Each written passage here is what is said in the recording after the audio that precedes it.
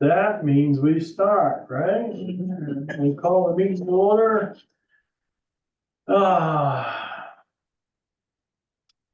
We need to make an alternate a voting member, right? 1, 2, Yeah. 3. Alright. Who would like to have that opportunity?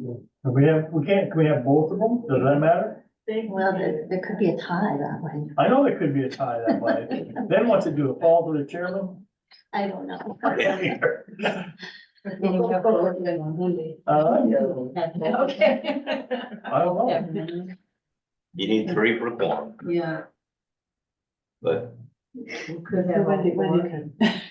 And okay, Jennifer. Wendy's all set. Wendy'll be voting. You get the next one though, if there's something like that. Okay. Andy, can you drive me home? Of course. All right, feel free.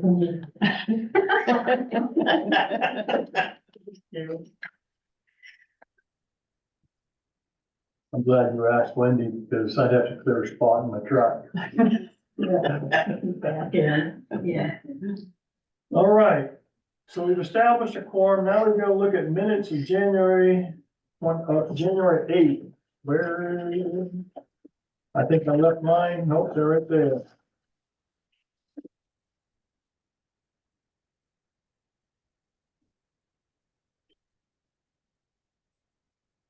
Nicely, you did a great job trying to cover everything. Remind me of what we were talking about. Thank you. Thanks.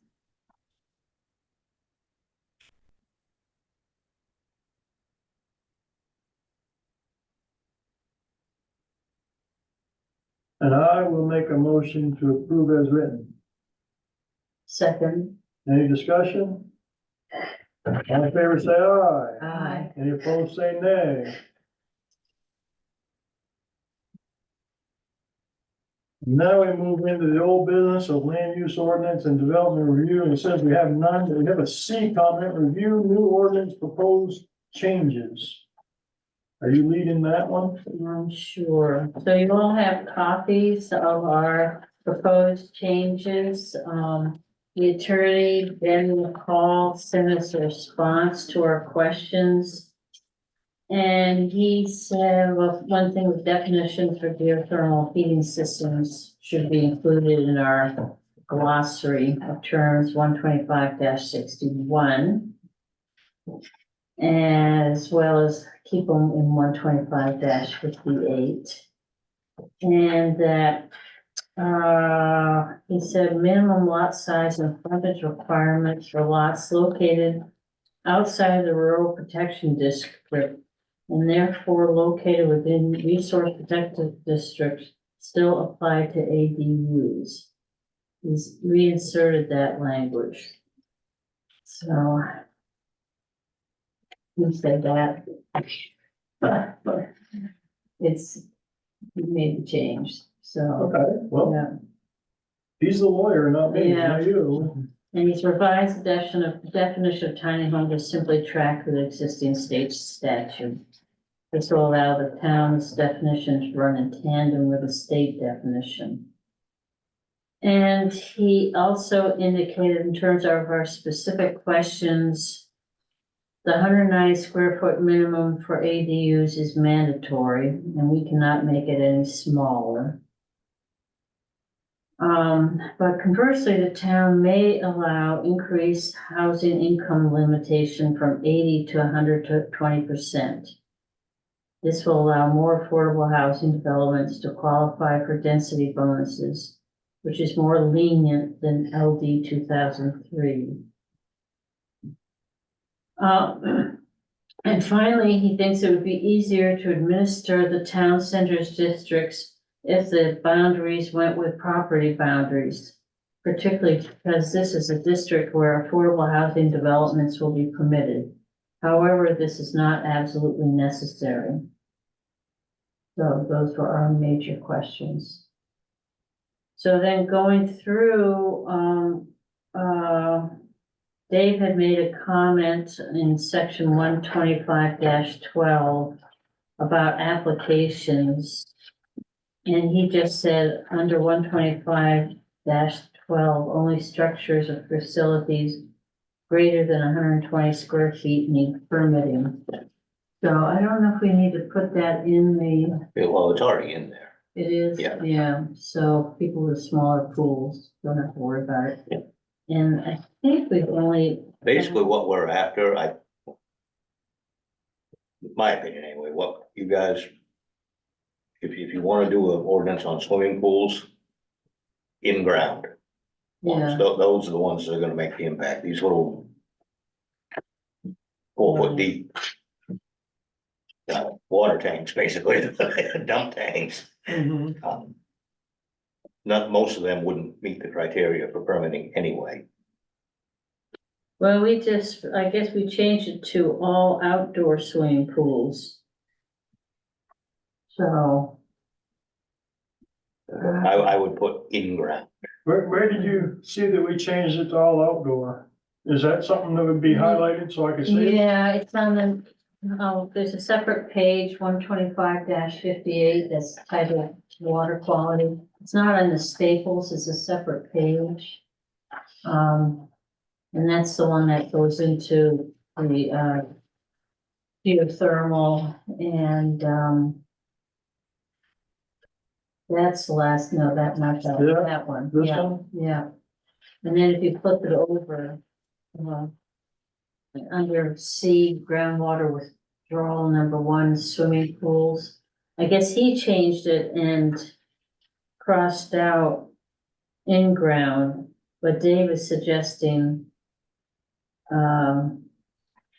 we just cite in In ground, ground, yeah. yeah, But like I said, most of the above ground ones, it wouldn't fall under Wouldn't that, fall under the 120 square feet? right?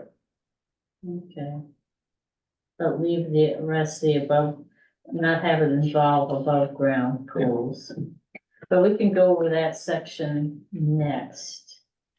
So then continuing back on 125. We just added under 125-22 towns, that the town centers district was listed. It wasn't listed originally.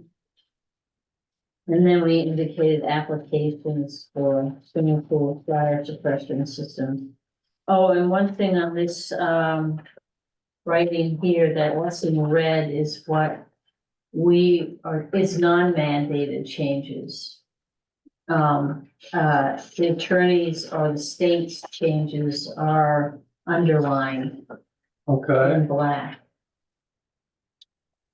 all right. And then, under town centers district, 125-21.1. The state is recommending under minimum lot size. Notwithstanding anything in this code to the contrary, residential lots within an affordable housing development as defined in this chapter and subject to the performance standards contained in 125-61 shall have a minimum lot size of 8,000 square feet per dwelling unit. So this is according to the LD 2003. Right, And then under 125-33, he's just helped reword things, but what we were just trying to clarify, minimum lot size per dwelling unit. It's 1.5 acres. Except in town center district. So he just reworded it from what we had put in there. okay, on what you just read here for minimum lot size in all districts, Mhm. down underneath the red line changes, there's lots located in town center district and 2 accessory dwelling Yeah, units. that was crossed out. He Okay, that just- is crossed out then? Yeah, he reworded things into that last sentence. Okay, Yeah, I just didn't know if it was crossed out or if it was done that way for yeah, another. no, so- when it's crossed out, it's Okay, gone. And then we have Article 5, the standards, 125-61 affordable housing developments. And that's, affordable housing developments shall verify that development meets criteria for eligibility density bonus. And to increase density only allowed within town center districts. Okay.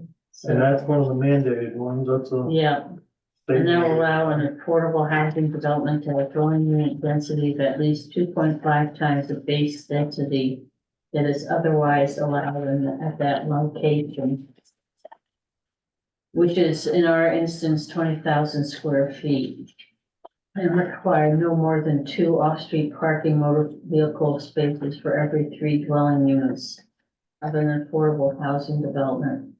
And then they go into some more details about fractional results. Do you want me to read that? Oh, I don't necessarily need to have it read. And then under section 125-61.1D, affordable housing developments as defined in 125-61 may take advantage of increased density when constructed in the town centers district as set forth in 125-29, provided that such developments comply with the following standards.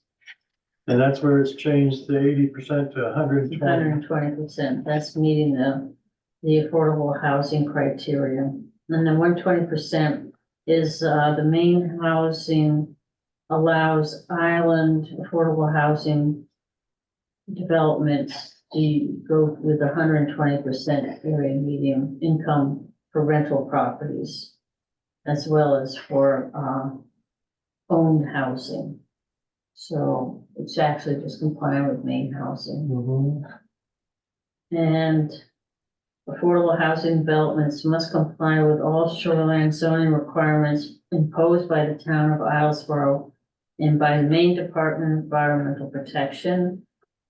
3, prior to issuance of any building permit, the property owner must submit written verification that the proposed affordable housing development is connected to adequate water and wastewater facilities. Proof of adequacy must be consistent with the requirements of 30 AMRS 4364-5 as may be amended. And then they say the housing unit is connected to a public special district or other comparable sewer system. Proof of adequate service to support any additional flow created by the unit, and proof of payment for the connection to the sewer system. And if a housing unit is connected to a septic system, proof of adequate sewage disposal for subsurface wastewater. The septic system must be verified as adequate by a local plumbing inspector. Okay, and that's no different than what we have right now, isn't it? Because we Yeah, have, no, that's pretty much what we do now. Yeah. We just decided to put it in there just to say, this is Yeah. what we're supposed to do.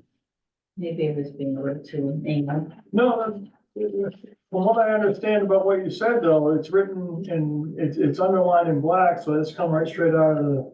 Yeah, out The of the mandate thing. mandate, yeah.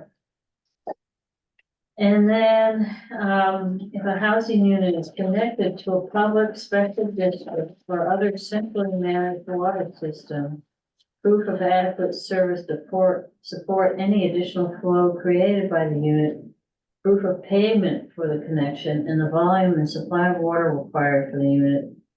And if a housing unit is connected to a well, proof of access to potable water, including the standards outlined in the state 0167-2, whatever. So that's just more what is required already in ordinance, but just putting out there to remind people in these developments. And then we added in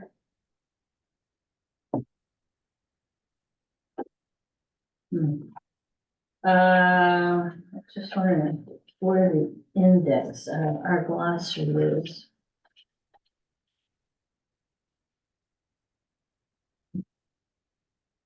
Yeah, don't know, should have moved this, 125-63 is the definitions.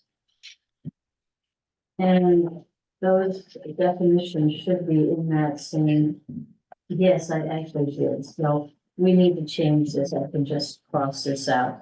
They're, yeah, but at any rate, they're in the definitions, and we'll cover those when we get to the definitions. Those are affordable housing. I'll just move them. They've already been moved there, so we don't have to. Where you're talking about where it says 125-63 word usage and definition? Yeah, that's, repeated again under 125-63, which is definitions, yeah. So that completes our changes to, town centers and affordable housing, which is all mandated by the state LD 2003. The next item that was mandated was accessory dwelling units. So we have amended accessory dwelling, our section in our ordinance on accessory dwelling units under 125-35.1 definitions. One change that, a non-mandated change is that, we're indicating that an ADU has all basic facilities needed for day-to-day living independent of the primary residence, including a kitchen, sleeping area, and a bathroom. Mhm. And he eliminated the tiny home Okay, reference, because it doesn't meet the criteria of an ADU. yeah. And then, he added at least one accessory dwelling unit must be allowed on any lot where a single-family dwelling unit is the principal structure. And then under standards and criteria, ADU shall meet the following standards and criteria, and he cites Title 30A. And what has changed there, and this is what's currently in our ordinance, has been, we have never added. At least one accessory dwelling unit must be allowed on any lot where a single-family dwelling unit is the principal structure. And then under that, an accessory dwelling unit that is located in the rural protection district is exempt from any density requirements or lot area requirements related to the area in which the accessory dwelling unit is constructed, with the exception that a second ADU must meet the dimensional area and setback requirements of dwelling unit. So basically, the LD 2003 is requiring at least one ADU that does not have to meet criteria other than setbacks, while any second ADU must meet like 1.5 acre minimum lot size to be built on that same lot. Clear as mud? And then, an accessory dwelling unit is allowed on a lot that does not conform to the municipal zoning ordinance if the accessory dwelling unit does not further increase the nonconformity, meaning the accessory dwelling unit does not cause further deviation from the dimensional standards, creating the nonconformity, excluding lot area. Okay, so that just covered the question I had about having a ADU unit allowable on any lot, Right, right, because it may not be allowable. yeah, yeah. Yeah, you're right, you're absolutely right, it can't meet the setback requirements.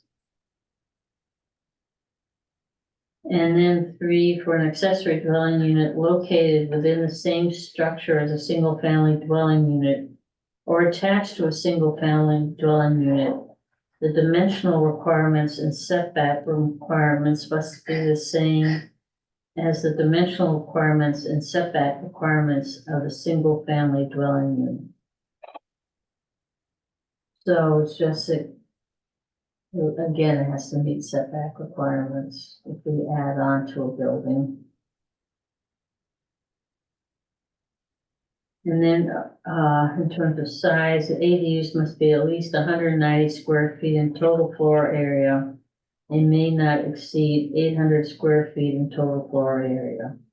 And originally, our ordinance stated the maximum size of an ADU shall not exceed 800 square feet. And then further changes were, we've added the language again in terms of adequate water and wastewater facilities and access to potable water. I gotta wrap my head around this for a second. C, on page 6, ADUs must be at least 190 square feet Yeah. in total floor area, and may not exceed 800 square feet. Okay, 800 square feet. I may have just answered my own question because I was thinking of 120 square feet without a permit. Yeah. That's 800 square feet. Never mind. I wanted to wrap my head around how big 800 square feet was for an ADU. Yeah, yeah. I once lived in a house that was 800 square feet. Mhm. It's plenty. Yeah? Yeah, we had Just- 2 bedrooms. As an example, the house on Mill Creek where Jake Coombs was living, Yeah, that's 849 square feet. that house is Yeah. 849 square feet. That's Emery Pendleton's old Yeah. place, yeah. 890 square feet. 849. 49, Yep. excuse me. Wow. Yeah, it's a livable amount. Yeah, it is. It is. My house is 666 square feet. There you go. Wow. Okay. Yeah, so that looks plenty roomy. I just needed another copy maybe. And a major change from our ordinance is that we have eliminated the owner is required to occupy either the primary residence or the ADU as his primary legal residence. And that was eliminated on the advice of the attorney, who said that really, it could be Yeah, it could be argued. argued against if we brought suit, yeah. It makes a lot of sense not to have it like that. Mhm. And it makes it more flexible to sell. Mm-hmm. And then only one ADU is permitted per dwelling unit except as noted. We just changed it from residential because I don't think we even had a definition for residential in there. So it's just clarifying the ordinance there. And then it was changing the language in terms of parking spaces. An ADU may not be, oh, no, we eliminated the parking spaces. I don't know, to do that, parking spaces, yeah. So you can't require parking for ADUs. That's So- LD 2003, that's a new date. Okay, thank you. I keep getting that one all mixed up. All right. An ADU may not be leased or rented to a tenant for periods of less than 60 days. So that was a new one that we mandated to try to focus on workforce housing rather than seasonal. Longer term Airbnbs, yeah. stay versus Yeah, a weekend or a week. yeah. Yeah. I mean, an owner could still Airbnb their principal, Right, right. or, rent it out in the off season to a local. It's You know, amazing what people do Airbnb because, I mean, I've heard of people just throwing campers out on their back 40 and Airbnb them. Sure, Mhm. sure. There's a lot of places on the mainland where you can rent a tent for the night. Glamping. Yeah. Yurts and all kinds of stuff. And so to continue, we no longer require that a individual homeowner who wants an ADU has to have a covenant requiring limitations or to be done requiring the limitations on the use of that property. Right, and that was taken out, right? That's Yeah. being taken out Yeah. is what we're trying to get. Now, what becomes of I think we have two right now, don't we? What becomes of them, I will have to consult with, if this goes? if this goes through, it may make them null and void. Cause I don't think we would be able to, we wouldn't be able to enforce it if we're. Right. Oh, okay. Did they have to pay money to get those things done? What is, Probably for the lawyer, yeah, they had to have a lawyer draw something up. or is that gonna leave us? Well, that'll be, like I say, I'll have to consult with the attorney on that one. To see what, if there's any recourse for, Yeah, I would say probably not, but, Mhm.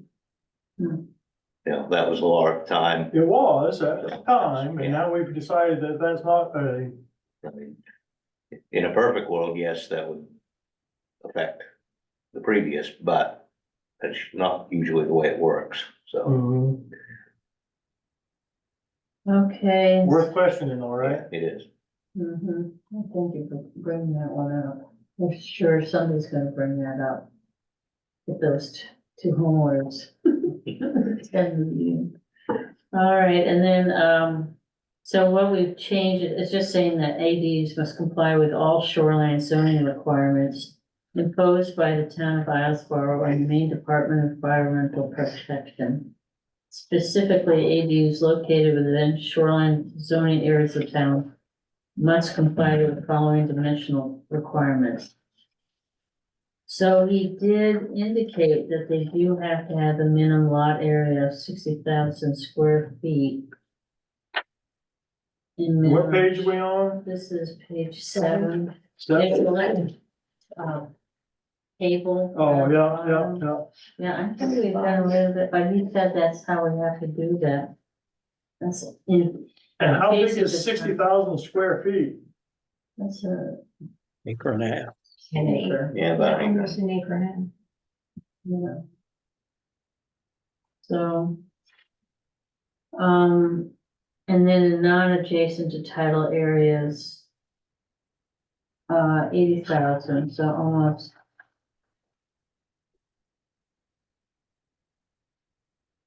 $80,000 square feet each.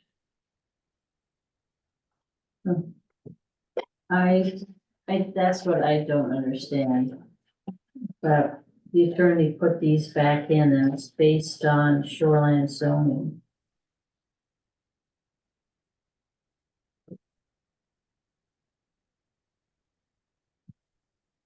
You won't sound like we don't know what we're talking about. yeah, this confused me too. I mean, why would the requirements be more I'll send a note. to him. non-tidal areas? Yeah. No, I should have apologized. I should have asked him. No.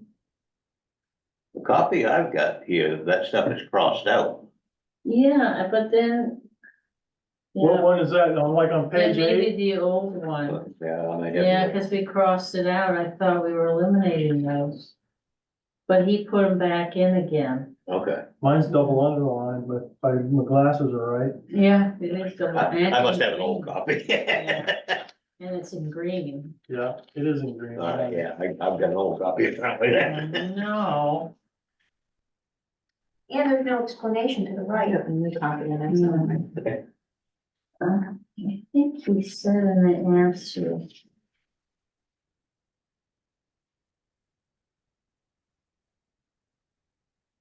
He says minimum lot size and frontage requirements. Outside the rural protection district. Within the resource protection district still apply to ADUs. So there must be some exception. Within the law, I'll ask him about that.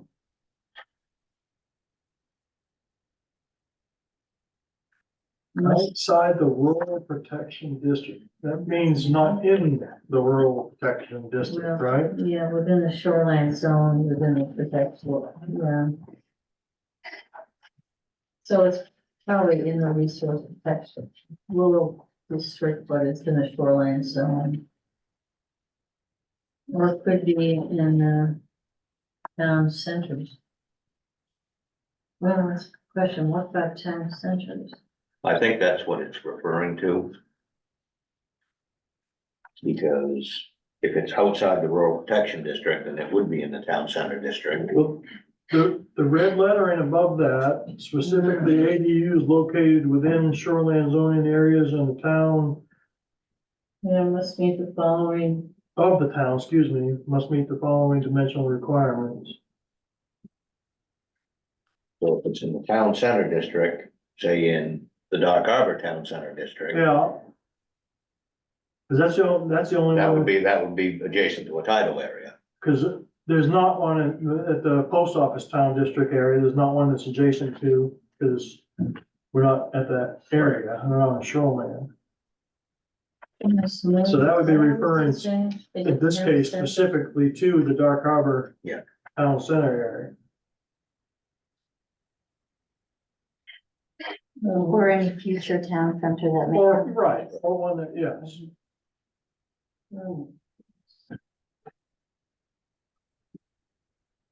Oh, I'll send a note to him and ask him, to please clarify. adjacent to tidal areas, which, to me, that puts me in the mind of shoreland stuff. And then on the other one, it says non-tidal areas. Yeah. Mhm. So, post office town center Yeah, lot, yeah, because it's not attached to a title. right, right. So the minimum lot size in the Or post on office, this side of Pendleton Point Road, huh? down there, or on this side of Pendleton Point Right. Road. Yeah.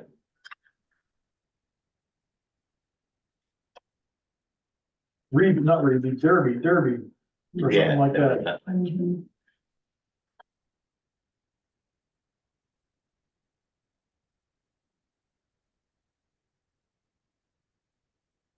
And then we have the final one in this section, prior to issuance of a building permit, the property owner must submit written verification that the proposed ADU is connected to adequate water and wastewater facilities. So we just keep emphasizing that. We're drilling it into everybody's heads, particularly mine. That we need to have good Yes, drinking water. yeah, and wastewater. But this is also just, it's mandated change from LD 2003. It's in their language that Yeah. we must, it's a Mhm. minimum we have to meet. And then on this, next page is Article 6 definitions, Section 125-63 word uses and definitions. I guess the accessory dwelling unit was crossed out because that was our old definition and it's now within this section on accessory dwelling units.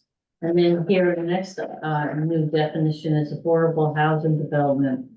A housing development where 51% of units therein are affordable housing units as defined in this chapter. And we actually agreed that 51% was better than saying majority. It was clear that what we meant. Although I have a question about that. Shouldn't it say at least 51%? So that you're not stuck with 51%. You know, you might have 75% and it might not work because it's, right? Yeah, they're probably right. Okay, why don't we'll just put that in, we're gonna have to vote on this next time. All right. Since we have so many questions. Let me tell you, my handwriting is an experience at this point. I'm back in second grade. All right, thank you. Are you right-handed? Yes, very much right. And I am too. And I know when I try to write with my left hand, it's just like, oh, boy. Yeah, yeah. And then our next definition is affordable housing unit, a dwelling unit that will, through the recording and enforcement of restrictive covenant, be affordable to a household making no more than 100% of the area, 120%. 120%. What did I say? I believe you said 100, but that's okay. Keep on roll. of the area median income in the case of rental housing, or 120% of area median income in the case of owned housing.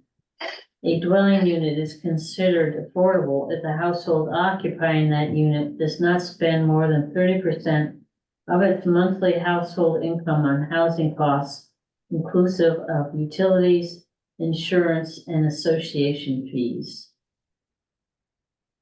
And that's all, new language from LD 2003. Now, attached, we added the definition of attached just to clarify things. And attached means connected by a shared wall to the principal structure. And then we corrected the spelling.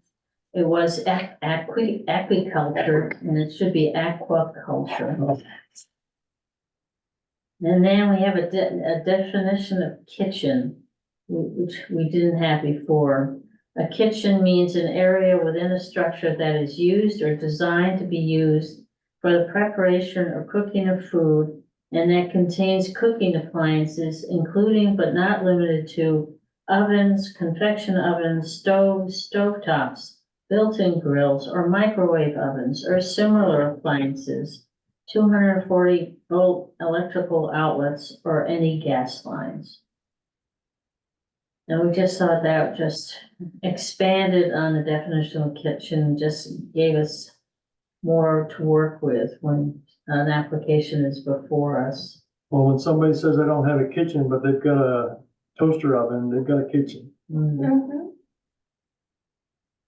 And then potable, we just defined potable means safe for drinking as defined by the United States Environmental Protection Agency drinking water standards and health advisories.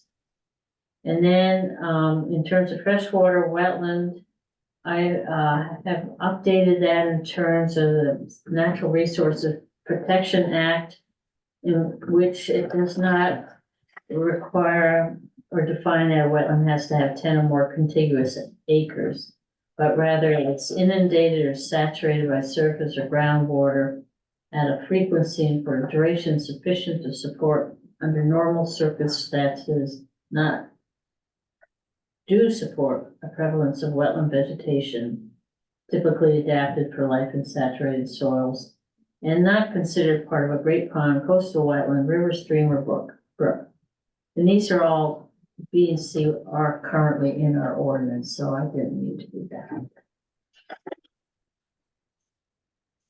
Just to refresh your memory of what a wetland is. And then finally, this was me, HAT, the definition of HAT. I just never can remember what it means. It's highest annual tide. HAT values are a calculation of the lowest or highest predicted tides for a location based on an analysis of tide predictions over a defined time period. And I bet trying to figure out the HAT in the future is going to be tough. It's going to be all over. And then we've got tiny home. He's just changed it to means tiny home as defined in 29A MRS section 10180-C as may be amended or recodified. So if we want to know what a tiny home is, we look up that section. Oh, he crossed everything out, huh? Yeah. I think he was just trying to make sure that if they changed it at the state level, we didn't have to change it again. So I'm new to all this and I'm coming into this. Where do I find this 29 AMRS 10180C? Well, you can Google it, Okay, Yeah, and I think say Maine, and then do it, because I think, it's very confusing. I think if you Google Maine revised statutes, it should bring you up to a searchable database where you can. right, you can pick and choose Yeah. and Yeah, you don't have to go through 15 pages Right. of, do a search. mhm. Yeah, that's the one thing that you just have to remember, you have to go look these things up.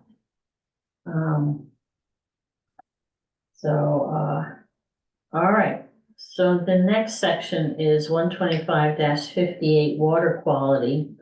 And I guess the attorney felt that there was no problem having no changes in that section. These are non-mandated changes recommended by groundwater committee. You didn't get any of this, Dave? Huh? I thought I'd give you a copy. but no. I think everything I've got's prior. Well, I've read this, I can do this. Well, I suspect it's the same thing. Oh, Oh, I know. I think the reason he highlighted all the definitions was to move them into the definition section that I just commented on.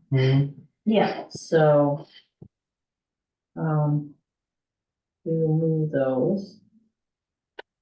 But basically what we decided, the groundwater committee recommended that the island being a Single source. single source aquifer should focus on protecting our groundwater. And two of the items are geothermal heating systems. And what we have decided to do, define all these closed loop systems and geothermal fluid. And all these systems, pertinent to the definition. And then, object is to keep the geothermal fluid from interacting with groundwater. So we are prohibiting open loop systems which can interface with the groundwater. And we're only allowing closed loop systems, whether they're horizontal or vertical. And my understanding is we have two on island? Or one on island? One that I know of right at the moment. And it is a closed, It is closed, yes. yes, it is closed. And that was allowing the vertical and horizontal. And that all geothermal heating systems constructed or altered within the town subsequent to the effective date of this section shall be subject to the requirements of this section. Only potable water or food grade or USP grade propylene glycol shall be used as a geothermal fluid. No other materials or additives may be used. A permanent sign must be attached to the geothermal heating system specifying that only approved heat transfer fluids may be used. And then we have no geothermal fluids or thermal groundwater may be discharged onto the surface of the ground or into any public drainage facility. Oh, he added that. I think, yeah. And then, we had taken this ordinance from a state of Pennsylvania. And they had something regarding abandoned wells. And, Dave felt that that was not necessary. We just have a statement down further. So then after, that's the end of the geothermal section, then we have groundwater withdrawal. And item 1 is swimming pools, in which we're gonna have it all all in ground. All in ground, outdoor swimming pools must meet setback requirements. Okay, Oh, so. but well, we it looks were like it's gonna have crossed it out though, where it says in ground and above ground, it just says outdoor.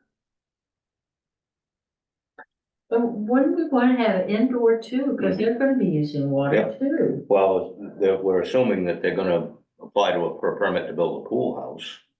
If they were gonna have an indoor pool. We're also Oh. assuming that it would be, yeah, that, Oh, so then you could say we need to require, although Terry's house had a swimming pool in it. Yeah. His grandfather, right? Yeah. There's no such. So it no longer grandfather. exists. Grandfather doesn't exist. I mean, Previously installed or previously, maybe just all in-ground. All swimming pools. all in-ground pools, indoor or outdoor. Yeah. All right. Must meet setback requirements. Of this ordinance and shall be approved by the CEO prior to installation. Only water from off-island sources may be used for filling, refilling of pool. Discharging water from swimming pools. Discharged water shall remain within property boundaries. Discharging the treated water into water body shall be avoided. So that's just trying to limit the impact of adjacent properties if somebody's trying to withdraw lots of groundwater for the swimming pool. Right, and evidently the way that this was worded by the Mhm. lawyer, where it says only water from off-island sources may, he crossed off shall be used. So technically, they don't have to use off-island sources to fill their pool. It's gonna be one of them strongly suggested things. I'm sure it is, but how do you enforce it? Yeah, So that's why you're using may instead of shall. No, shall is, You have. shall is you will. you Right, would, but should, right? shall is crossed out. Yeah. Yeah, but it Only doesn't one say only, offer doesn't may say be only. used. Huh, The shall is crossed out. Oh, only from off-island sources. Yeah, so So that's where it's. that covers it only. Yeah. It said, only. Only water from it off. says only potable water, where am Only I? I water. gotta find it again. From off-island Only water sources. from off-island sources may be used. I guess maybe that, You're right. I guess maybe that does say that. Yeah. Only water from off-island sources. May meaning like allowed. That's the only allowable Mhm. source of water. Is- Maybe you should get on the planning board. I'm just a wordsmith. She is on every other board there is, I mean, just in her capacity, I mean. Yeah. I'm just a wordsmith, that's all. Okay, so that doesn't mean that I can use, island water. When I read it that way, it says only water from off-island sources may be used. Yeah.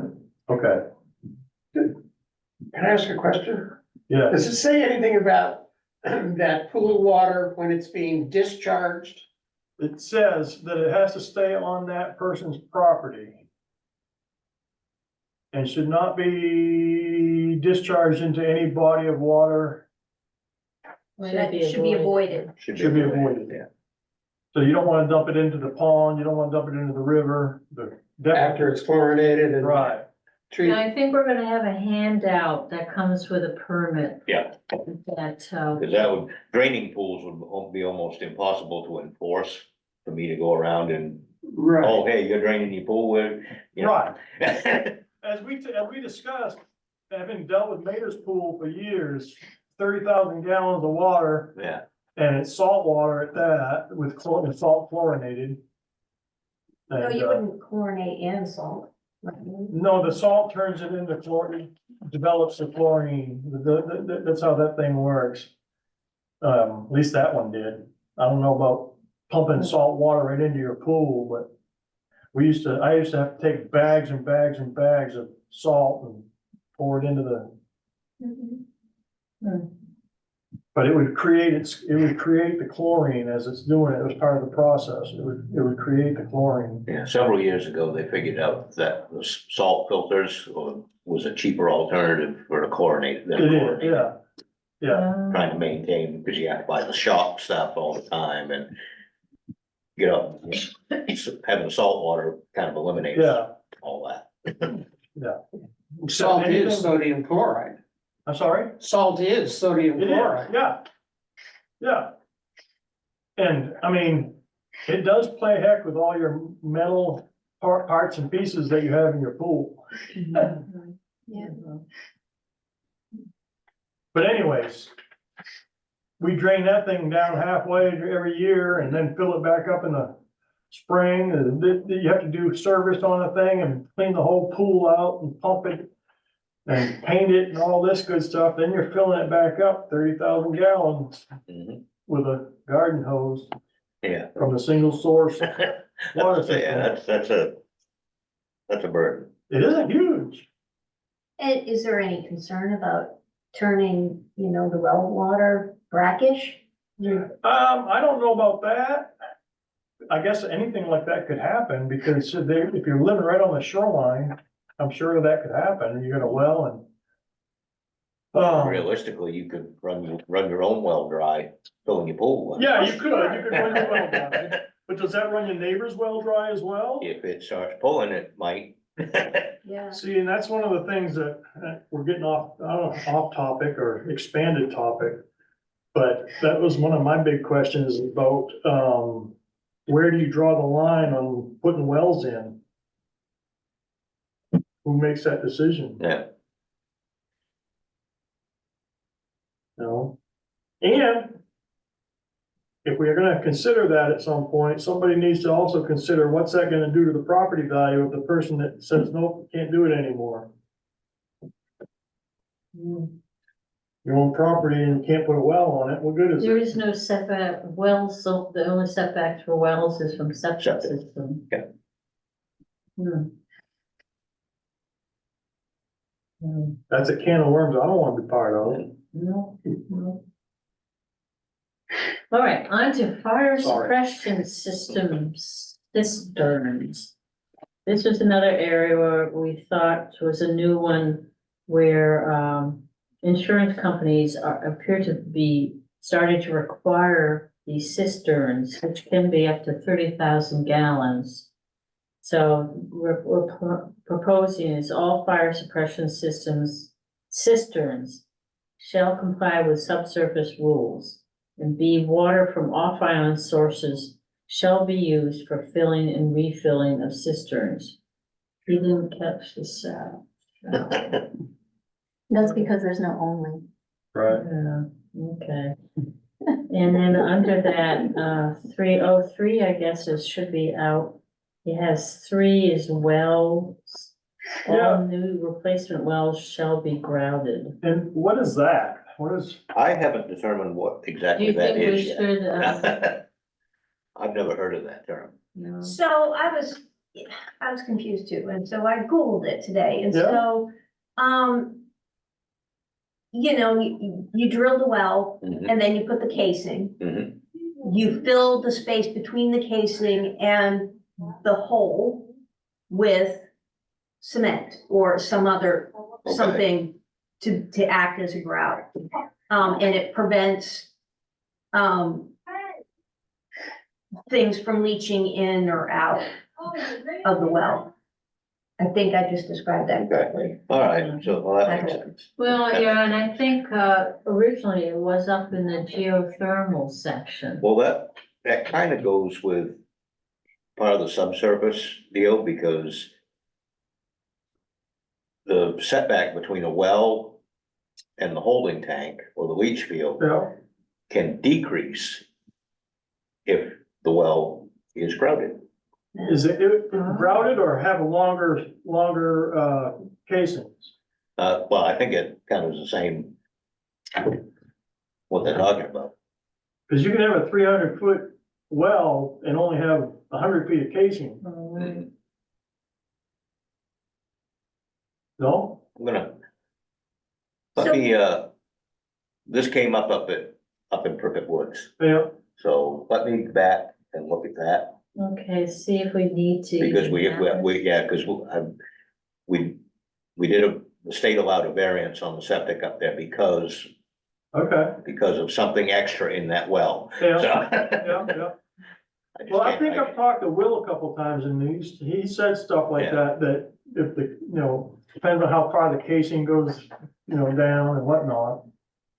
Yeah, I think it was originally we had the wells in here. Was for, the geothermal. Yeah, so that's my question. So is there, are we requiring, grouted wells or just fire suppression systems or all new wells on the island? Well, I think at Be this gravel. point it's all wells. And I think our proposal, what this original Pennsylvania regulation was putting it under geothermal to grout those, and I don't know if we really, I don't know, maybe Dave, you could look into it. Yeah, I will, Well, isn't the geothermal a whole bunch of different wells? Yeah. just a lot smaller And I diameter. can see why they might need to be grounded, because you really don't want anything leaching out of Right. that. But are we gonna require all new wells, period, on the island to be grounded? So I think Grounded? we And, misunderstood that, so maybe if we could redefine what needs to go up. Yeah, under geothermal wells, yes, should be grouted. yeah, but not all Not- new wells. Cause that helps make it a closed, it just It adds makes a it layer even of more protection, closed system. layer of protection. Yeah. All right, I worry about, creating more unnecessary barriers Right. for building and Right. housing. Yeah, cause that would, we got a 300-foot hole in the ground, that's gonna add a significant expense to that well. To Yeah, ground it to on ground top it. of that, Yeah. All right, so I think what we should do is, under geothermal, we did have wells must be grouted. And we'll just say geothermal wells must be grouted. And then we could also include the abandoned wells must meet the new department and move that section back up. I know of an abandoned well, back in Maida's, and is it? I don't know. There are abandoned wells all over this island. Yeah, right now, we have no. We have ordinance. nothing. We have nothing. I mean, I've had a couple of phone calls from people that have been concerned with abandoned wells and But you're talking dug wells probably. right, and I have Talking reached out, drilled wells. I've reached out to the property owner and suggested doing something with it, but Yeah, that's put a about all I cover can over do, yeah. Yeah. Something. Oh, yeah, at least, yeah. But again, so are we talking about the geothermal wells or all I abandoned think wells? the initial plan was to just have a geothermal. Yeah. And so somehow he moved it down to all wells, so I don't think we Yeah, want. no, I don't think we should require it of all wells. So we'll get rid of that section, we'll move, and we'll just say back up to geothermal. And we can because it's not a mandated thing. Right, Mhm. oh, it's not mandated. No, And this was under the Pennsylvania ordinance that they had Right. geothermal wells must be grouted. And then we'll just put that all abandoned wells must meet the Main Department, put that under, and that's under Bureau of Remediation Waste Management, so even the state doesn't have regulations for closing down wells. So, Now, I'm assuming that this is for abandoned wells, this doesn't, and a 6-inch drilled well being abandoned isn't as big a deal as, No, it's not as big a deal as a hand dug well, no, yeah, because now a kid's not gonna fall down a 6-inch. right. Although a remember that cat or a in puppy, yeah. Texas? What was that baby, like 30 years ago? Oh, I don't know, It man. was down in Texas, yeah. If stair rails are 4 inches apart because you don't wanna have a baby's head going through it, then the baby's gonna. Baby Jessica, Yeah. really? the whole, yeah, I remember that, the whole country was like Oh, looking yeah. at TV. Yeah, yeah. A week waiting, I trying to do get that kid out of remember that. that. I didn't realize it was such a small well. Yeah, The drill wells have caps. They do, if they're put on. What, people leave them off? In that case, they did. If it rusted, maybe it can get knocked off. I mean, they're only held on by a A screw, yeah, bolt, yeah. yeah. They're only held on by a bolt, so if you want it off, you can get it off. Yeah, well, because, I mean, they're meant to be removed so that Right. you can look at the information under the cap. Yes, but that information is not Or to always there. clean it, to sterilize it. There are Right, many right. reasons why you There might are. wanna take the, You wanna pull the The pump cap. because you Right. don't, Cause you got no water. you got no water. All Yeah, right, so that ends our, changes to section 125 of the land use ordinance under the, just to clarify, we're not trying to get you to put a well in and grout it, right? A drinking well. just geothermal. I'll move it back up to where we had it yeah, before. that's it, yeah, Yeah. it's important. So under, he just made a couple of changes under section, chapter 45, the development review, that lot size. Notwithstanding the foregoing, affordable housing developments located within the town centers district shall instead be subject to the density requirements set forth in section 125, 29.1 of the ordinance. So that's just talking about the requirements of minimum lot size and parking, except affordable housing under parking, all multiple dwelling units shall be provided with 1.5 parking spaces per dwelling unit, consistent with Article 15 of this chapter, except affordable housing developments as defined in 125-62 of the land use ordinance, which will be required to provide 2 parking spaces for every 3 dwelling units. Mhm. That looks right to me. All right, that's it for our proposed changes. Based on the fact that we have made changes, we're gonna have to wait on voting them towards a public hearing. Which, based on what Dave has dug up, our process is that, I thought we went sending on up to the select board and we, after we vote on them, it's a courtesy to bring it to the select board. But we make a motion to present the ordinance as written or amended to the public at a public hearing. And then set the date. And then,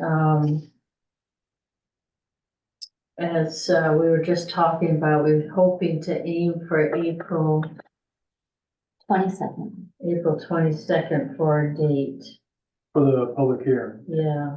And That have way. that as at 5 o'clock, just before our regular, oh no, at 4 o'clock, Right before the planning board meeting. yeah, Or you can do the planning board meeting later. right.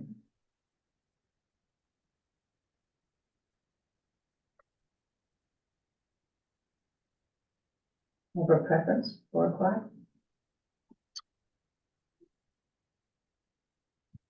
Well- It's into people's work time. I was just gonna say, if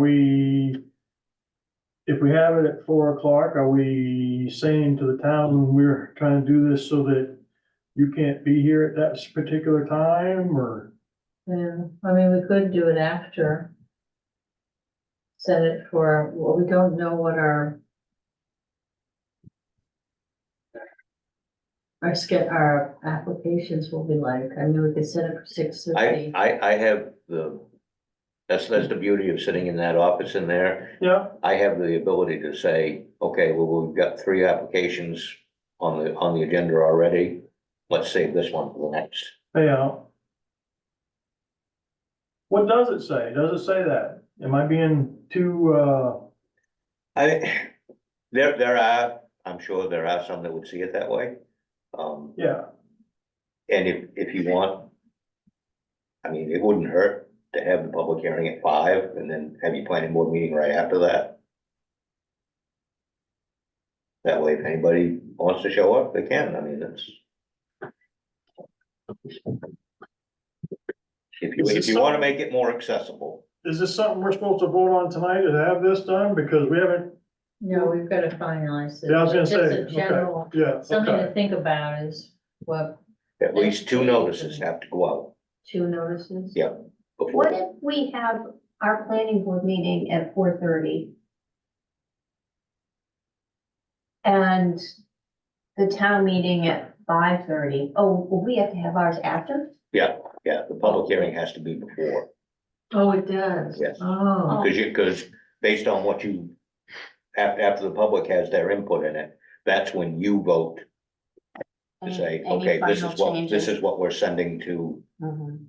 the warrant. Okay, Cause you Oh, might I wanna see. make changes after the public hearing Right. based on feedback. Oh, okay. And you don't vote at a public hearing either. No, I was just trying to, thinking about the 5 o'clock vote, just to make it yeah. a time when, everyone will be back on an island, but we can't be here till 8. No. I was just throwing it out there. I didn't mean to cause a trouble. No. So the public notices have to go out a week ahead? Probably 2 week, one. I think the way it's listed in there, one went out 1 week and then another the following week. Okay. So you start notifying people 2 weeks before the public hearing. So are we gonna be discussing moving,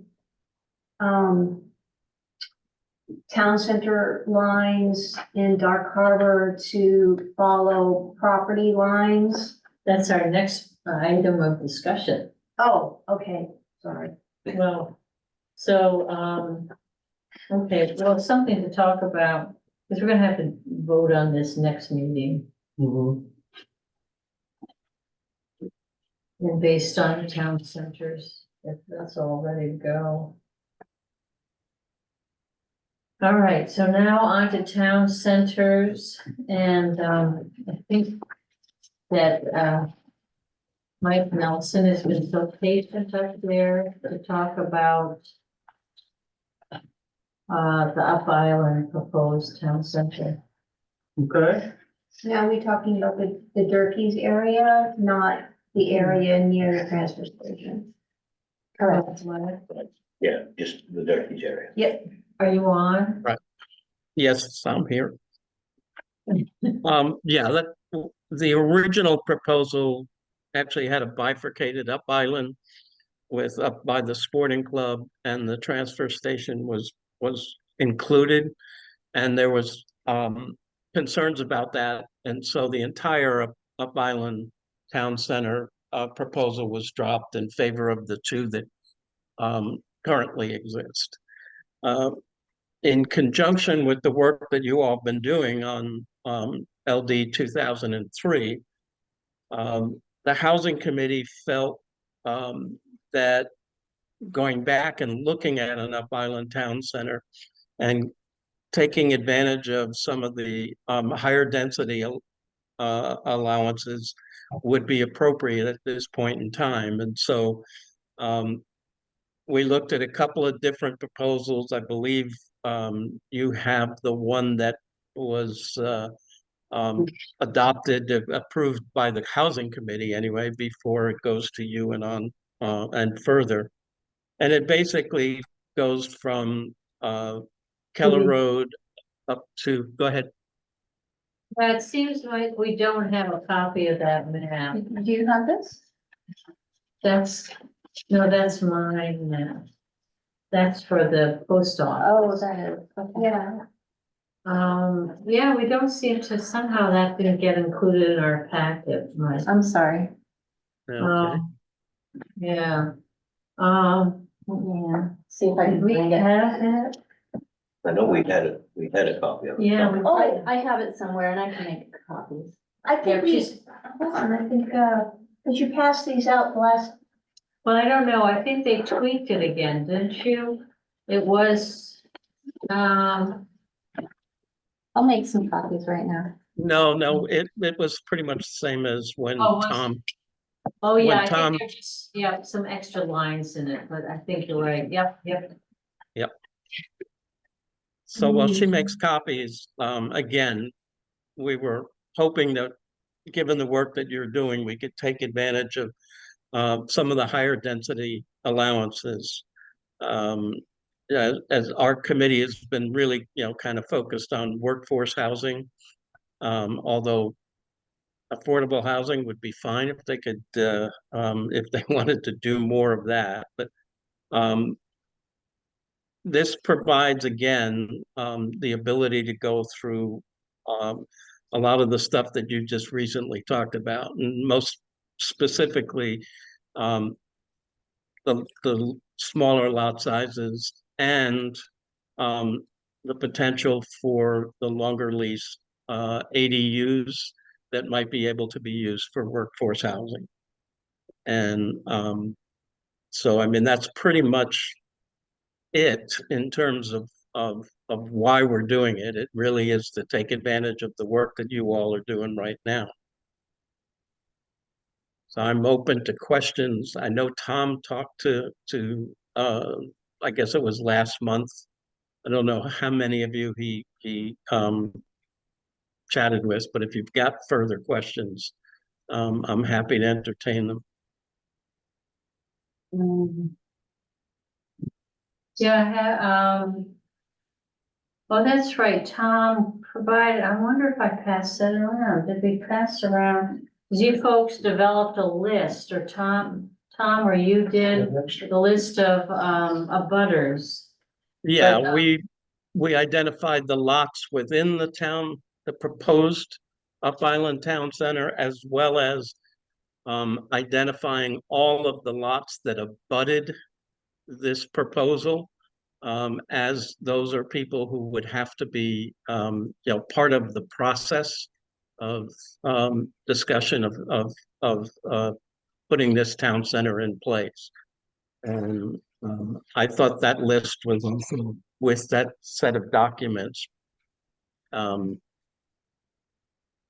sorry, I just lost some. There we No, go. no, Carrie, yeah, we got it. We're just making copies. We found it.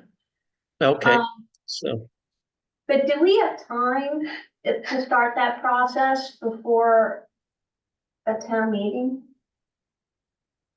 town meeting's not proposed until June, Oh, okay. so it's just a question of, public hearings, yeah, we'd have to go through kind of the same process that you're going through, with an extra step of, obviously we'd need to present this to the select board. And to determine if in fact that's something that the select board wanted to go with. And if the select board said, yeah, that makes sense, then we clearly have to go through the public notices as well as the town meeting. right, public hearing, yes. Yep. And I guess we would, in this, and Dave, in terms of this, you think we probably would be the same thing that the planning board would approve this, or does the select board? I will have to check, but Thank you. Or who sends it off? Who to sent- public- yeah, who sends it sends to- it off to public Right. hearing? So to change the town center line in the Dark Harbor area to follow property lines, No, that's a separate. does topic. that also, do we also have to notify abutters to make that change, or can that No, be I think considered that's just housekeeping? what is it called, clerical error, that basically the, at this point, but maybe, can we just finish this one with I'm the, sorry, yeah. yeah, with the Up Island with White. So what he's saying, we're not sure, Bill, whether or not this goes to the select board for processing, moving forward, or us, or. I think Mike will present it to, the housing committee will present it to the select board All right, and. the select board is very likely to tell him, take it to the planning Planning board. board. Because the So- planning board ultimately are the ones that are gonna be dealing with boundaries and things like that. Right. Select board isn't gonna be. I wish I could remember how it all went when they did the other two, Yeah. but From what I understand, there was a committee, yeah. town someone centers wanted to- committee, Yeah. which would have It's over the been committee. which would have been a committee of the select board. Right, there was well, no, they set up a committee, but it wasn't necessarily members, or not everyone. No, but it was under the umbrella of Oh, the right, select right. board, so it would have gone through. But, Yeah. Yeah, my understanding from Tom was that there was definitely a committee, and that committee did make the original presentation to the select board. They Right. may have talked to, a number of different groups before that, but it did end up going to the select board. Right. Unfortunately, Tom is out of town right now, so he can't comment on that, but it's a case of it, we just want to make sure that whatever process we follow is one that is appropriate. It meets your requirements as well as the requirement of the select board. Right. And frankly, if it has to go to the select board, we wouldn't want to take it to the select board if the planning board did not feel that it was appropriate. Well, it certainly meets the goals of LD 2003. So it's worth it, bringing it forward to the town again. Yeah, I agree. I think though, you will have to have information, at least one informational meeting with those folks involved up island to. My understanding is it needs two. Oh, really? That's what I was told. So, I mean, obviously, as we move forward, we'll get a very explicit, process in place, but I had understood it to be two. Yeah, I think we would appreciate it if you folks would take the lead, and,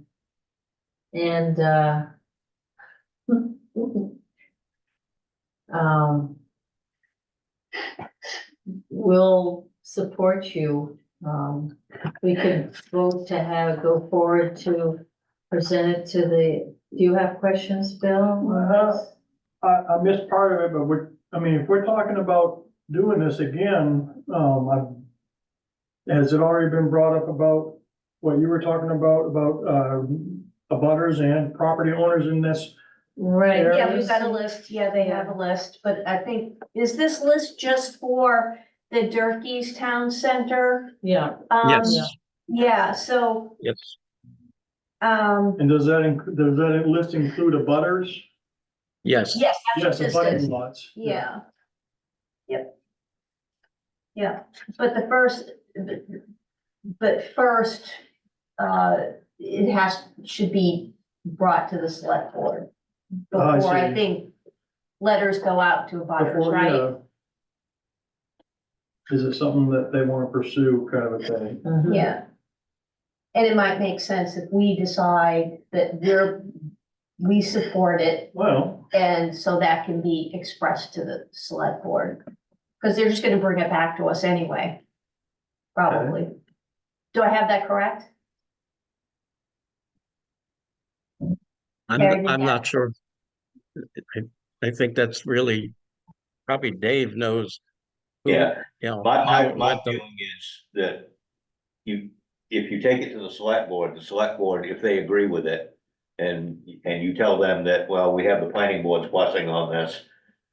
If the select board agrees to go forward with it, they're gonna just bounce it back to the planning board, right, because the planning board is the one that's ultimately gonna be dealing with ordinances and land use and everything in that okay. section, so.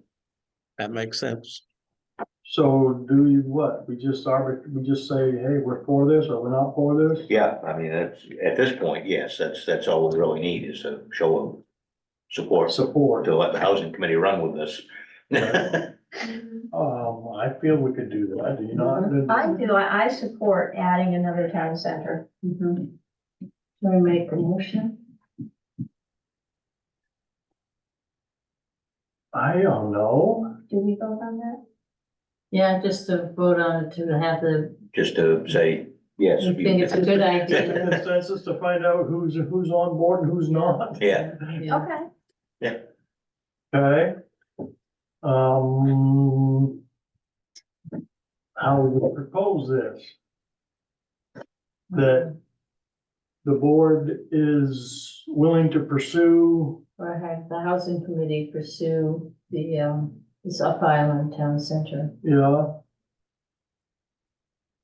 willing to support the housing committee's request for new town center at, we'll call it Durkee That Store. Durkee's, yeah, it's called the Durkee Store Town Center.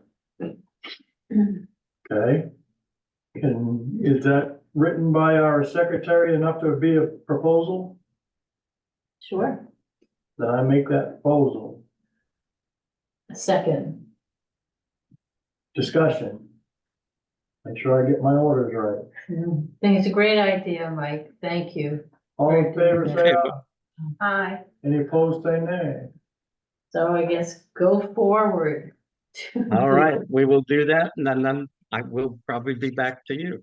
We will work together to see if this happens. Terry, Okay, great. Thank you very much. Thank you. Does the town have any record of the impact of the creation of these two town centers? And how many new housing units were created and how many ADUs and how many wells at 900 feet or 200 feet from some other place? Is there any information about what happens when you take a center like this and call it a town center? What happens? I believe there is some sort of something, I would have to believe that there's something in public record about it. Well, building. As far as anybody taking advantage of a benefit that may be derived from it, you can't make people take a benefit. If you could have a property there and be able to put up 15 ADUs, and if you don't want to do it, Right, but the, you know, I was at several meetings when an Up Island Town Center was being proposed, along with up at Marshall Cove. right, And the opposition was pretty strong.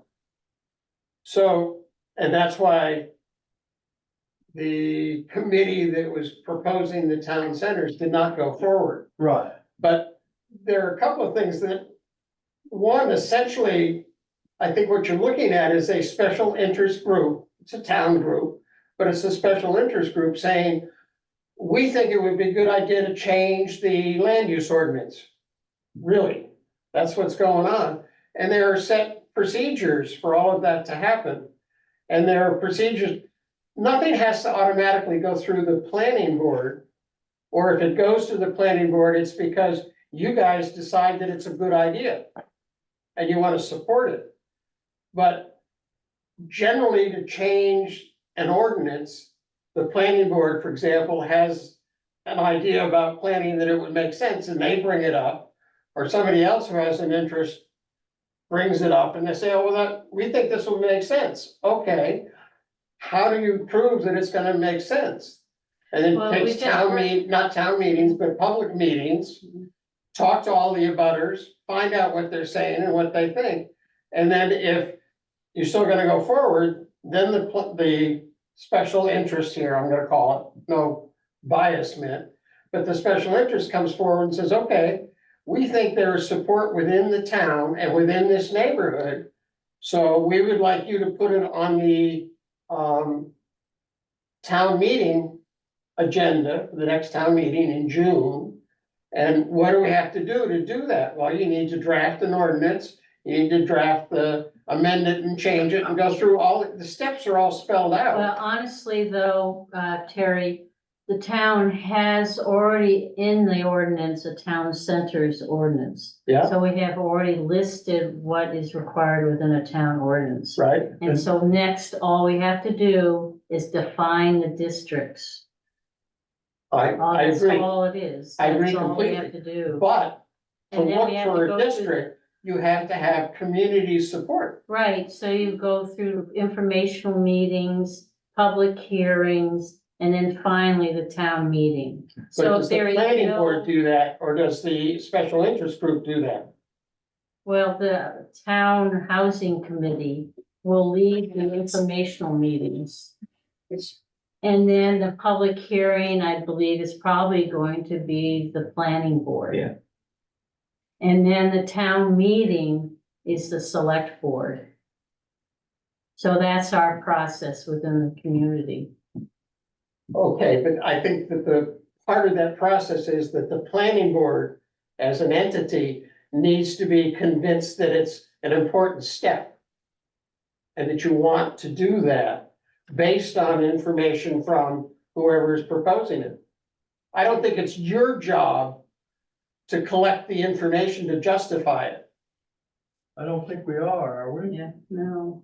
Well, if you have a couple of hearings and put it on and go to the selectmen and say, we want this to be on the town meeting, you are then supporting this.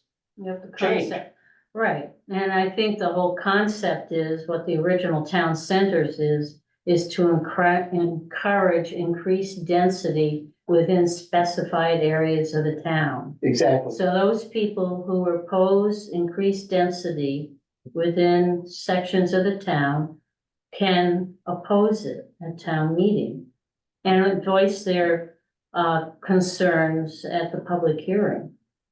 So But we're those also. people have, I'm sorry to interrupt, but those people have to have a voice before it gets to town meeting. Public hearing, informational meetings. And after that public hearing and that informational meeting, then the planning board makes a decision. We bring it, I believe, to, it goes, If the planning board, after the public hearings are done and the planning board still thinks it's a good idea to move forward with it, then it goes to Janet. And Janet goes to the select board and say, hey, we want to put this on the town warrant. For the town meeting. And then it gets voted on Mhm. by the whole town. By the whole, or whoever Whoever shows up at the shows up, meeting. whoever shows up. There has been a lot of discussion about this. Tom Tudor came to the last planning board meeting and presented a lot of data. He talked about how there were actually 2 proposed Up Island town centers. And there was opposition to the one around the transfer station and the sporting club. There wasn't much opposition to the one around Durkee's. But they decided to drop all of the Up Island discussion. There was opposition to the one around Durkee's. I was there. Okay. Well, Tom said there wasn't as much opposition to that one as there was, but there may still be opposition. We haven't gone to the public yet. This is just amongst the committees and the boards so far. Yeah, I But don't there will believe be an we've heard opportunity. any issues that have arisen from the town centers, current town In centers. fact, I think if I remember right, Tom said at the last meeting that, to his knowledge, nobody down in the Dark Harbor district or the post office district has really taken So any Yeah. Right, benefits. there've been 2. There've been 2? There've been 2. One is the garage next to the post office that was moved. Yes. Right? That's Yeah. one. And the other one was when Page sold his mom's house, he carved out a smaller piece of property for himself. And so since the town centers, went in, there have only been 2 actions, and one of them has only resulted in a piece of property and no building.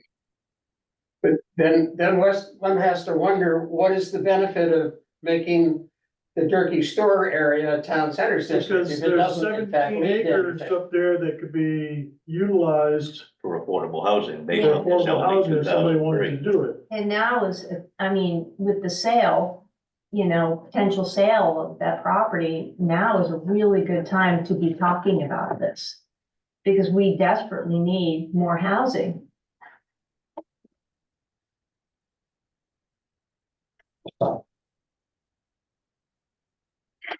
Obviously, as we go through the process, we'll either get public support or we won't. Exactly. And so, if there's public support, then we can move forward. If there's not, and there's a significant opposition to it, then it endangers that as a step. But I guess we'll only find that out once we get to the part where we present it to the public. All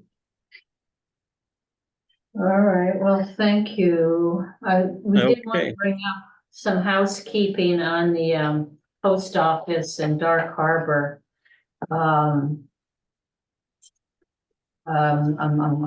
That's where we take district. the post office and Dark Harbor Town Centers to follow the property lines versus the imaginary lines that were drawn. Yeah, and the attorney said it was fine to do either. We just thought it would clarify things because as with a town property on the post office, if you look at our maps that we've passed around, It's like that. there's a Yeah. lovely little red dotted line. Yeah, Oh, And Yeah. that shows where the current district ends on the post office. mhm. oh, And the rest is, and what that is, it's following a resource protection zone. Well, the work done for the health center confirmed that back, at least portion of that back property does not meet the criteria of a resource protection zone. So, because it's not wetland, yeah. and so actually, So this is The, following property lines. so that we could have followed the property lines and possibly designed things so we could have increased density in that area. And we want to add a lot, though. Right, Right. right.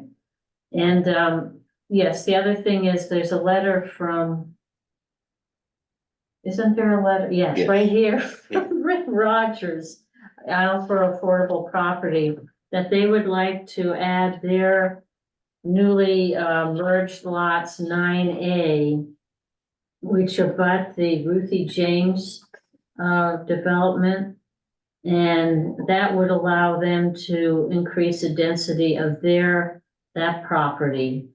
And I realize we're gonna have to have abutters notices sent out there. Mhm. And if we increase follow the property lines, we need to verify from the attorney. But see lot 24 Mhm. east of the main road, the red line shows where the current district ends. Mhm. But if we follow the property line, that includes a 34-acre lot. Now, I don't know how much is actually buildable, but I talked to Bill Boardman. It's a family trust property, and he said that they're amenable to having it included in there. And so we'd have to talk to the attorney. I didn't even think about that. We might have to do a butters notice. I would think you would have to. I would Yeah. think you'd, anytime you change the boundary lines, I would think you'd have to talk to the butters. So for the entire post office in Dark Harbor, Yep, I would think so. That's Well, my at least the opinion. Yeah. abutters that will be Even affected if by it the wasn't change. done in previous property line changes. yeah, I don't know how they originally And- proposed it. Including this other one, which I understand the reasoning of it. That would include also getting abutters notified and such like that. Mhm. And I'm not trying to throw a monkey wrench in anything, but if that goes through, what happens if lot 101 wants to be included into the, Oh, that's part, oh, you mean on Ruthie James? I'm just throwing out a number, I'm not, Those lots are not privately owned, so they're on a 100-year lease. right, they're not, Yeah.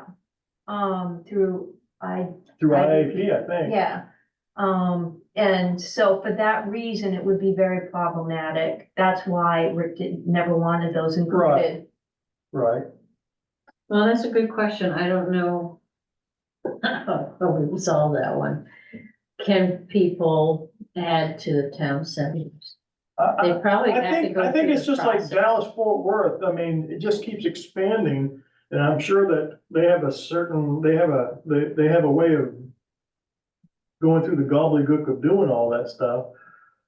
But if you're gonna expand it, my theory is, and my thoughts are, is that neighbors gotta be notified. Mhm. Yeah, maybe we do have to notify Yeah, them. if you're gonna change the lines of a district, the people within that district have to be, And outside that, yeah, just on the edges of that. yeah, because it's gonna affect. Yeah, yeah, so, like 41, for example, I don't know who lives there or what it's for or anything like that. but they may just say that whole corner right there. Why can't we just include this whole corner? Oh, this is the Boardman's, yeah. Yes, Just, I think this is true, that generally, if you're gonna change the zoning, you have to change it sort of universally. You have to say, okay, all town center districts should be on the property line rather than another line. right, So if you're gonna change a property line up there for 24 and 23 or whatever it was, where you guys permitted yeah, either 2 or 4 duplexes up there just a little while ago. But if you're gonna change that, you also have to change the property line for the town office building, mhm, which curves around the town Right. office. Do you wanna make that all? Yeah, it would be changing, it would just be following the property lines. Yeah. For those, so the major changes would be the town property and the Boardman Trust property. And if we can do the 9A, if we can add that one in, because that would actually benefit, we would actually, the town centers would actually have increased density through affordable housing. If we allowed that. And that would So- actually happen. You're also gonna have to change a lot of lots down in the Dark Harbor. Cause there are lot Right. lines Right. there that Yeah. have nothing to do with property line. Right, you're right. that's what started this conversation. Right. Why was it not following property lines? Yeah, and that those activities can occur in the shoreline zone. I mean, the district lines, shoreline district lines are arbitrary. I mean, they're just on a map drawn, but you have to get out there and measure 250 feet from the shoreline. Those boundaries are not definitive on the map. You have to get out on the land to confirm the boundary. And that's the same with resource protection. You have to confirm whether it meets an actual criteria of the resource protection zone that it's, And Following. I'm not sure I understand what you're saying. You're saying that if the boundary line for the resource protection, town centers district is moved to a property line. no, only the town centers district. Right, I'm But the sorry. resource yeah. protection, the most, what is the term for the? Most restrictive. Most restrictive district will apply. Right, So just moving the lines just brings it out and makes it easier. And then you go in and look at the resource protection lines within that parcel and see if they actually meet that. Now, within shoreline zoning, you're gonna have the 250 foot, you've gotta get out and measure it. But resource protection zones, it depends on the zone, hydric soils, whatever.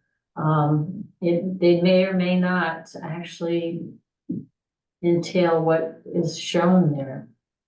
that's like if my property is in a protected zone and it gets included into the town center's area, just because it's in the town center doesn't mean I can automatically receive some of those benefits Right. of being in the town center, Right.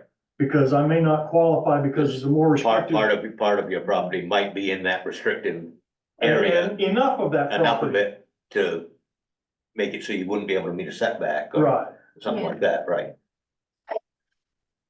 Yeah, I mean, it sounds like he said we didn't have to have it. I just thought, particularly in the town, it really arose because of the town project. well, following property lines just seems to make sense to me because there's not an imaginary line on the. Yeah, it is totally imaginary. When it goes through a property, it goes through a lot, so, yeah. All right, well, I But- think it might make sense to ask the question to the. But your feeling is that. My feeling is that if, the butters if, should be notified. definitely, because, Landowners and the butters. yep, my feeling is that.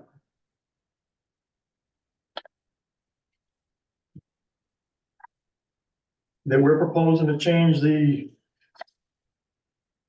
what was it, the town center boundary lines to follow property lines. Right.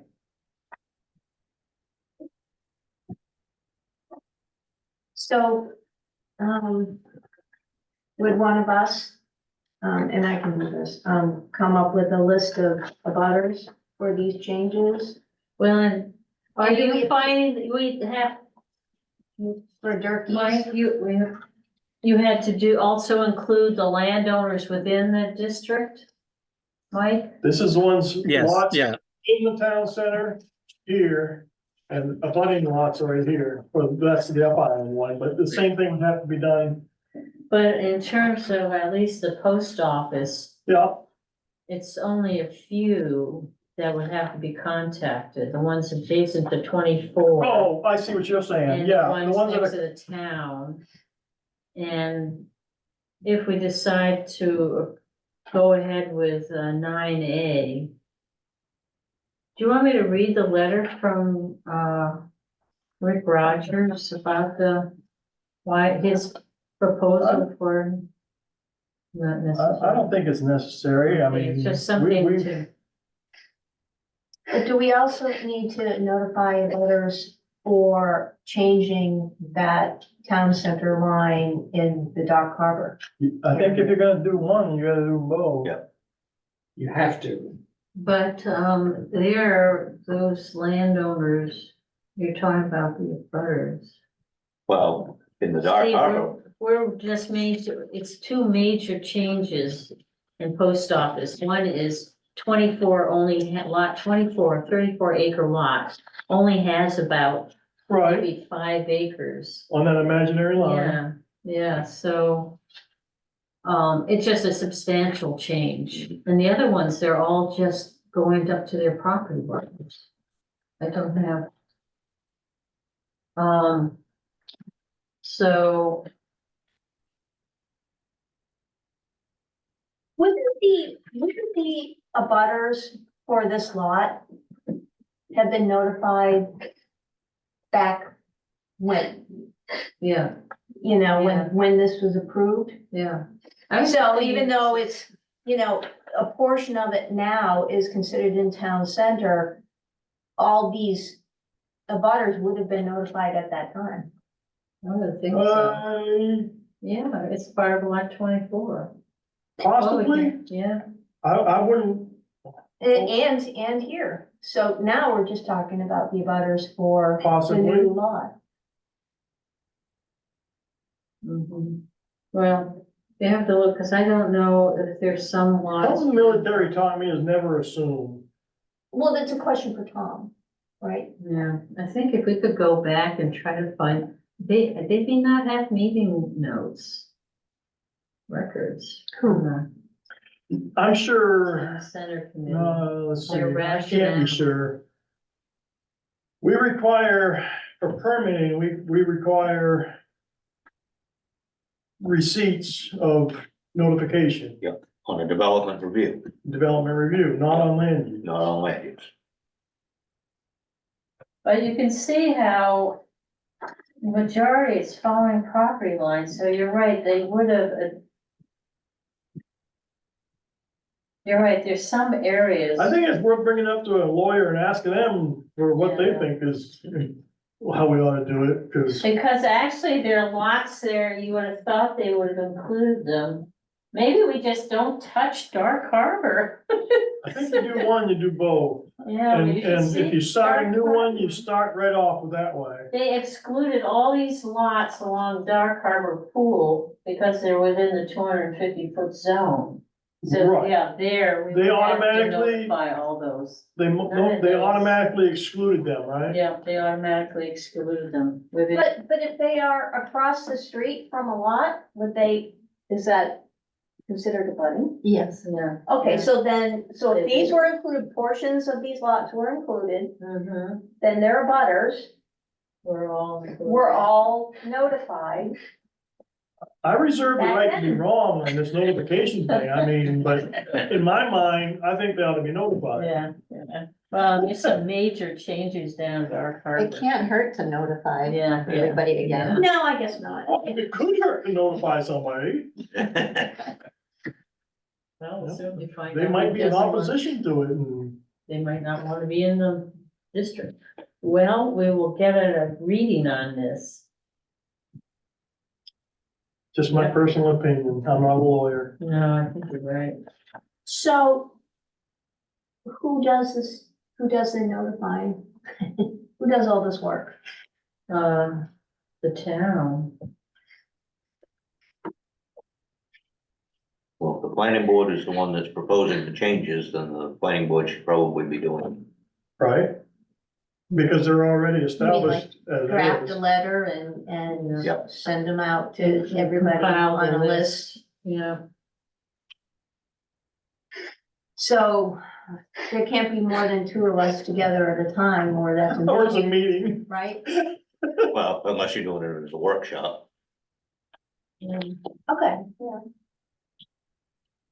yeah. All right then. Maybe we could just kick this down down the lane a while. Well, at least we're gonna have the priorities LD 2003. Right? And, if we can get this other thing straightened out, Right? right?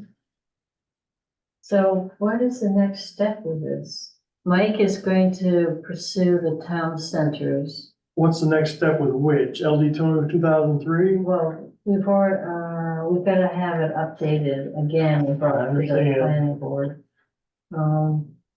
We can ask the attorney about notification and all this. So he said it wasn't necessary. That we could leave. Yeah. We could just leave it the way it is and, Leave what the way it is. the current district. Okay. Yeah, and just see if we could amend the post office to 9A. And the landowner, I don't see why a landowner couldn't at some point come before the planning board and ask to have their property added. If it was affordable housing. But you're right, it could be just a development.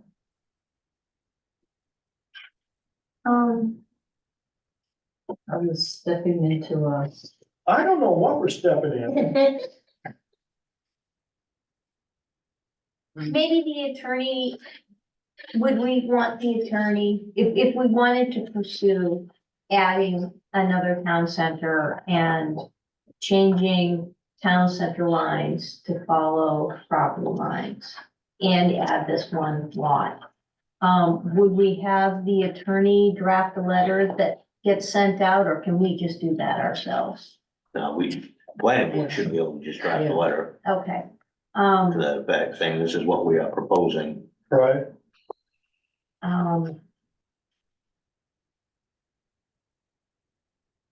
So, You can draft a letter, send it to the attorney and say, hey, does this look right? Right? Before you send it out, I mean, but certainly.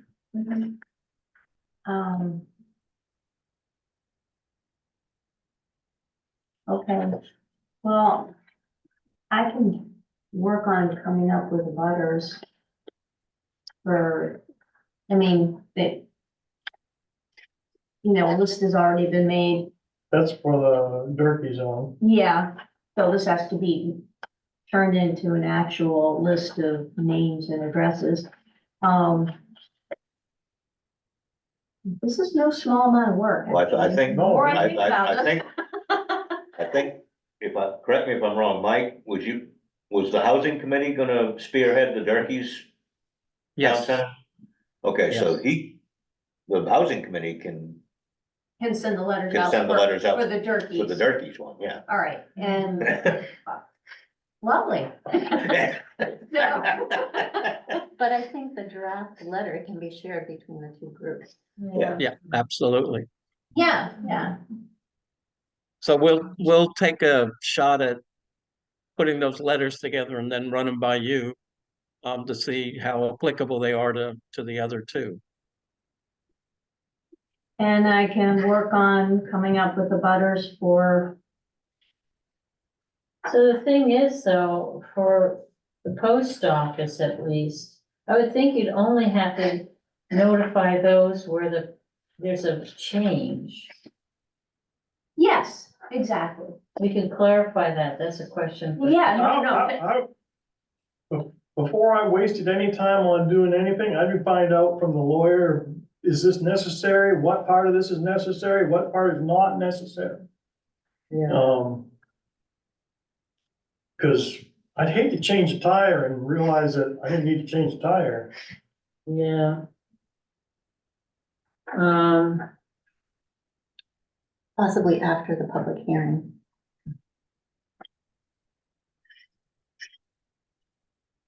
Yeah, I guess that makes sense to not send out letters till after the public hearing. Mhm. Or, no, you have, I would think you want them, they would want to know about the public hearing and it's affecting. Oh, yeah, true, Yeah, true.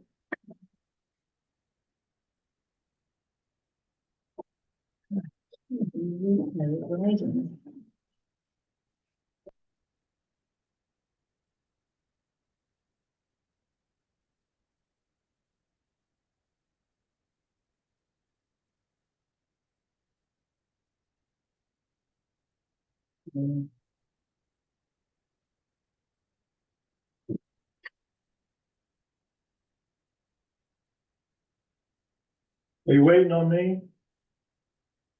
So I think more research, I will draft a letter for the attorney, I'll pass it by you. Or, Asking these questions, run it by Janet, she'll send it to the attorney about the town let's centers. see, for the movement thing? Yeah, I think I would, you yeah, know? I know I'm not, one to read instruction manuals too often, but I've wasted a lot of time doing stuff, and if I'd have just read the instruction manual, it would have been a lot easier. Use that analogy, yes, The same. That's all, it's relating. oh, okay. Yeah, you can waste a lot of time doing stuff that you think needs to be done, or you can find out what needs to be done and do it. yep, good point, we should have done that beforehand, I did not think about it.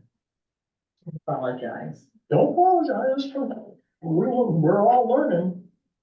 I hope we're learning something. All right, so, We don't have anything to vote on right now, right? no, Have we discussed everything we need to discuss at this meeting? I just. Do I need to, are we still on the agenda? Are we still, CEO report and all that. are we ready to move on with the agenda? Yes. Okay. Moving on with the agenda is CEO report, November, December. Actually, it's just November, because after I wrote it out and I was going through the logs, there was no December. Sorry. I believe it. There it is.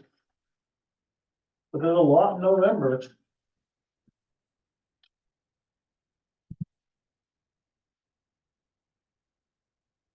And people wishing to address the planning board, open floor.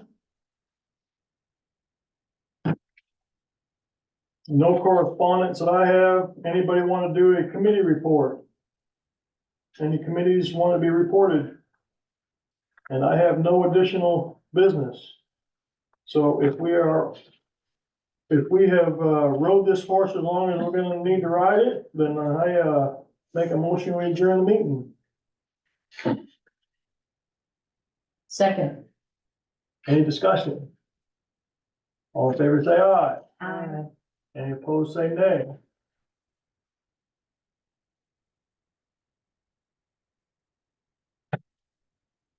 Thank you all for your input. It was lengthier than I expected.